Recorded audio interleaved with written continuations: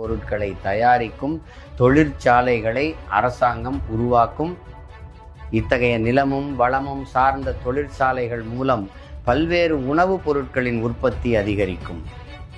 உதாரணமாக, பாலிலிருந்து தயாராகும் பல்வேறு உணவுப் பொருட்கள், முட்டை மற்றும் இறைச்சியிலிருந்து தயாராகும் பல்வேறு உணவுப் பொருட்கள், அந்தந்த ஊரிலேயே அரசாங்க வேலை, விவசாய நிலங்களில் மற்றும் அரசாங்கத்தால் உருவாக்கப்பட்ட தொழிற்சாலைகளில் படித்தவர்க்கும் மற்றும் படிக்காதவர்க்கும் அரசாங்க வேலை அமைத்து கொடுக்கும்.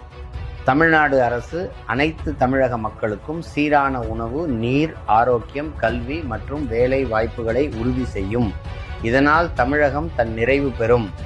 மேலும் தமிழ்நாட்டு மக்களின் உண்மையான திறன்களை முழுமையாக பயன்படுத்தி பல்வேறு பொருட்களை மிகுதியாக உற்பத்தி செய்து ஏற்றுமதி செய்யும். இதன் மூலம் தமிழக வருவாய் பெருகும். இந்த தற்சார்பு பசுமை பொருளாதாரத்தால் தமிழகம் வளர்ச்சி அடையும்.